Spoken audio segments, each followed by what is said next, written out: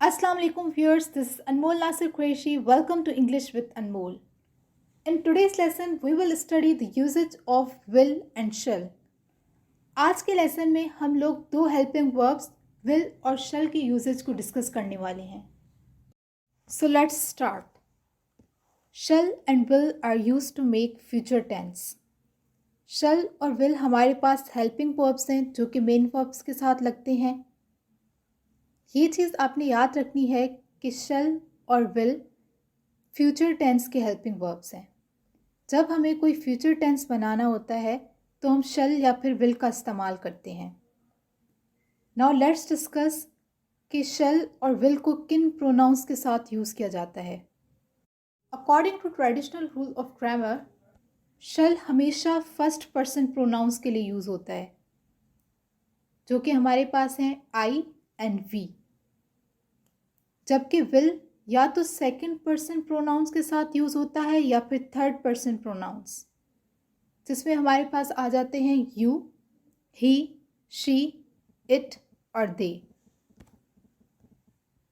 Here are few examples.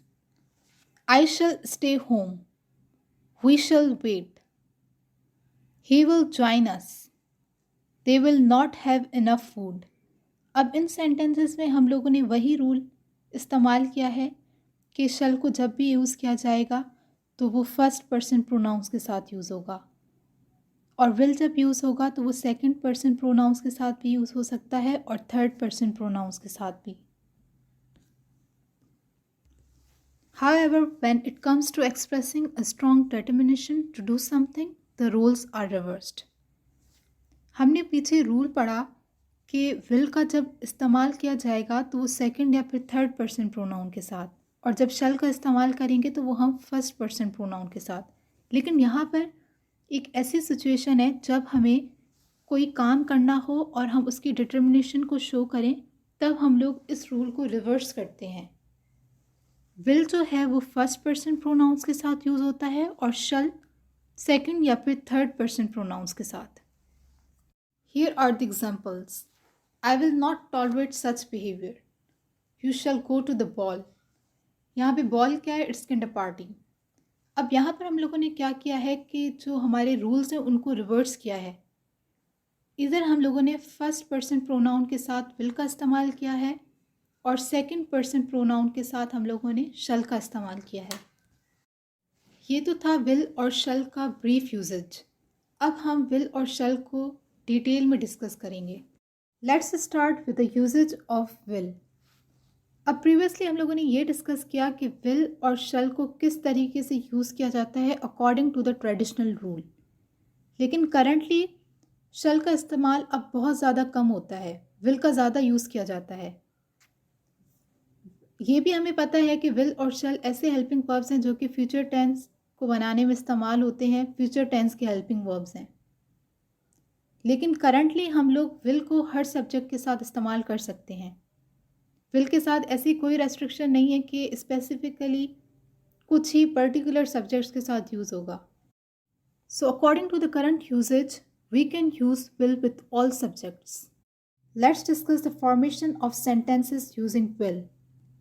We use will in order to make affirmative or positive sentences, to make negative sentences, or to make interrogative sentences. Now let's discuss the formation and the sentence structure of these sentences one by one. So the first one is to make positive or affirmative sentences. Affirmative sentences वो sentences हैं जो कि simple sentences होते हैं positive sense में. उनके अंदर कोई नेगेशन या फिर क्वेश्चंस वगैरह नहीं पूछे जाते. These are the simple sentences. Here's the structure. Subject plus will plus verb plus object. Now here are few examples. I will work hard, you will meet me, he will take class. Next we have the formation of negative sentences. To make the negative form we need to add not. ठीक है, जब हमें negative sentence बनाना होता है तो हम सिर्फ एक एडिशन करते हैं, उसमें हमें नेगेशन ऐड करनी होती है तो हम नॉट का वर्ड यूज़ कर लेते हैं. Here's the structure. Subject plus will plus not plus verb plus object. Here are few examples. I will not work hard. You will not meet me. He will not take class. तो यहाँ पर हम लोगों ने not की addition की है in order to make it negative. So at the last we have interrogative sentences. In order to make the interrogative sentences, we invert the subject and will. जब हमें interrogative sentence बनाना होता है तो हम लोग sentence structure में एक change करते हैं. Subject और will की positions को change किया जाता है. Will पहले आ जाएगा और subject इसके बाद. As the structure is mentioned, will plus subject plus verb plus object. Here are few examples. Will I work hard? Will you meet me? Will he take class? तो इनमें हम लोगों ने क्या किया? सब्जेक्ट और विल की पोजीशंस को चेंज किया. विल पहले आ गया और इसके बाद सब्जेक्ट.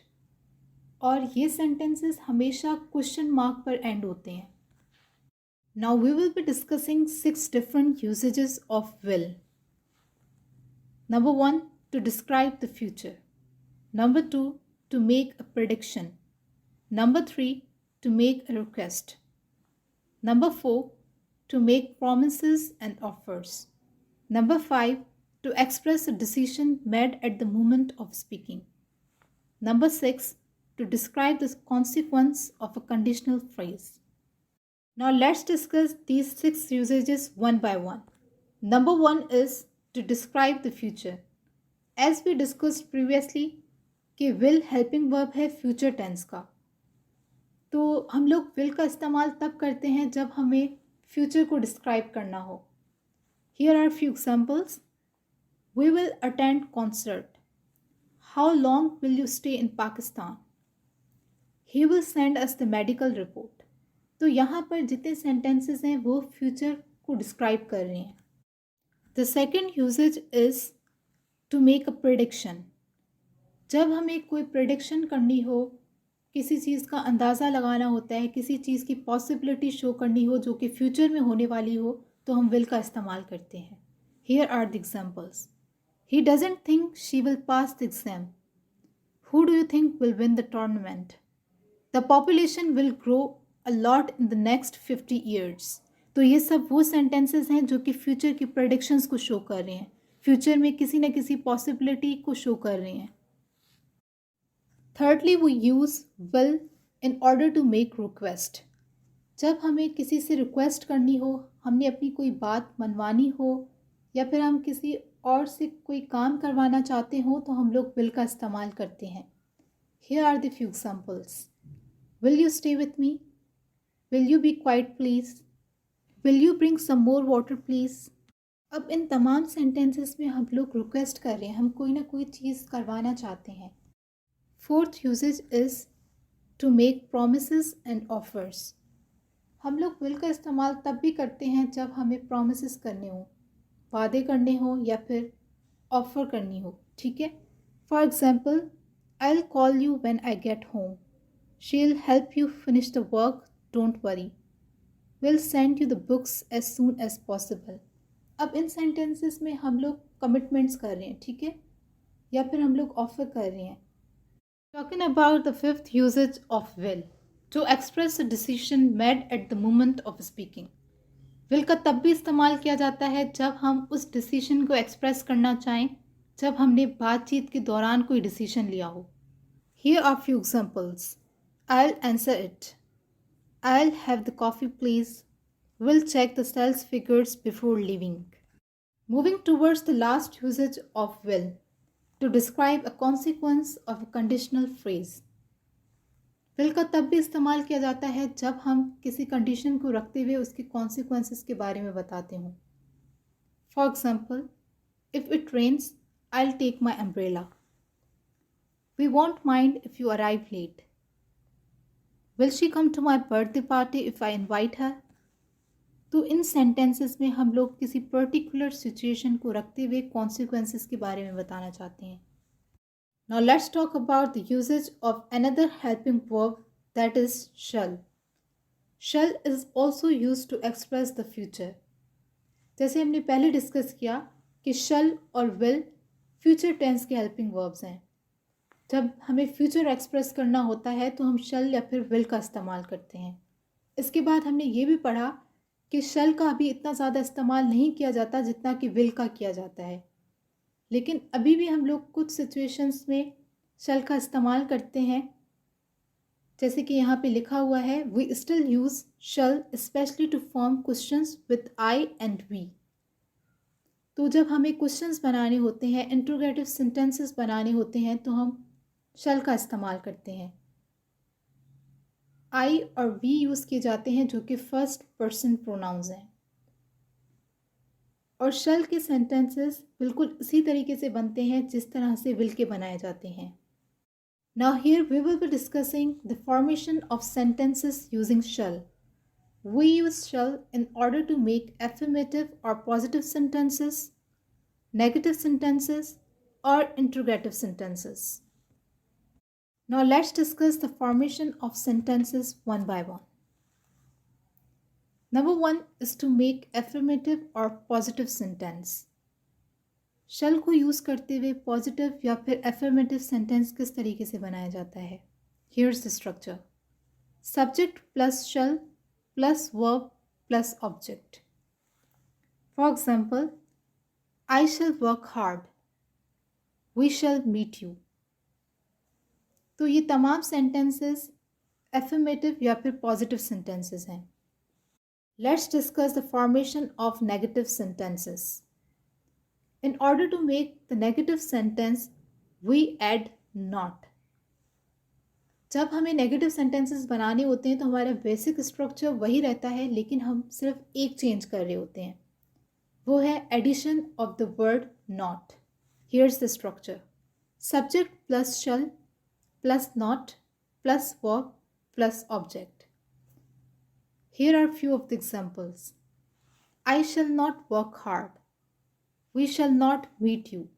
अब इन ऊपर वाले दो सेंटेंसेस में नेगेशन शो की जा रही है by using the word not. Now here's the note, the contraction form shunt is something we generally use in spoken English but rarely in its written form. अक्सर हम लोग shall not की contraction को shunt pronounce करते हैं, तो हम लोग ऊपर वाले सेंटेंसेस को इस तरह से कह सकते हैं, I shan't work hard, we shan't meet you। ठीक है, तो shunt बेसिकली shall not की कॉन्ट्रैक्शन है जो कि स्पोकन इंग्लिश में यूज़ की जाती है और यूजुअली इस वर्ड को रिटन फॉर्म में अवॉइड किया जाता है। Now talking about the formation of interrogative sentences using will. In order to make interrogative sentences we invert the subject and shall. जब हमें इंट्रोगेटिव सेंटेंसेस बनाने होते हैं तो हम लोग सब्जेक्ट और शैल को इन्वर्ट करते हैं। शैल पहले आ जाता है और सब्जेक्ट बाद में।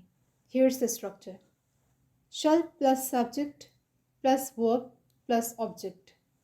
Here are the few examples. Shall I work hard? Shall we meet you? अब इन सेंटेंसेस पे गौर किया जाए तो सिर्फ एक ही डिफरेंस है। जब हमने इंट्रोगेटिव सेंटेंस बनाना होता है तो हम shall को पहले लाते हैं और सब्जेक्ट को बाद में। Now we will be discussing 5 different uses of shall. Number 1, to make a promise. Number 2, to make offers using I or we. Number 3, to make suggestions using I or we. Number 4, to express formal obligations. Number 5, to describe the future formally. Now let's discuss them one by one. Here's the very first usage of shall, to make promise. अगर हमें कोई promise या फिर कोई commitment करनी होती है तो हम शल का इस्तेमाल करते हैं। Here are the examples. I shan't be late in interview, we shall do everything we can to solve the problem. अब इन सेंटेंसेस में हम लोगों ने शल का इस्तेमाल किया है जो कि किसी न किसी कमिटमेंट या फिर प्रॉमिस को शो कर रही हैं। The second usage is to make offers using I और वी। शल का इस्तेमाल तब भी किया जाता है जब हमें किसी को ऑफ़र करनी हो, किसी की हेल्प करनी हो। Here are the examples. Shall I water the plants? Shall we help you with your project. तो अब इन सेंटेंसेस में हम लोग बेसिकली ऑफर कर रहे हैं। The third usage is to make suggestions using I और वी। शैल का इस्तेमाल सजेशंस के लिए भी किया जाता है। Examples, shall we have something to eat, who shall we invite to the party. The fourth usages is to express formal obligations. Shall का इस्तेमाल तब भी किया जाता है जब हमें ऑब्लिगेशंस लगानी हो, कोई रेस्ट्रिक्शन लगानी हो, किसी को फॉर्मली किसी चीज़ के लिए रोकना हो। Here are the examples. All shall stay at home during curfew. Students shall not make noise. अब इन सेंटेंसेस में ऑब्लिगेशंस हैं, फॉर्मली किसी चीज़ से रिस्ट्रिक्ट किया जा रहा है, रोका जा रहा है। Here's the last usage of shall to describe the future formally. shall को तब भी इस्तेमाल किया जाता है जब हमें formally future को describe करना हो। Here are the examples. We shall overcome this difficult moment. The test shall be carried out by an expert. अब इन sentences में हम future को describe कर रहे हैं लेकिन एक formal way में। So that's all about the today's lesson. If you really learned something, like, comment, share and subscribe. Thank you.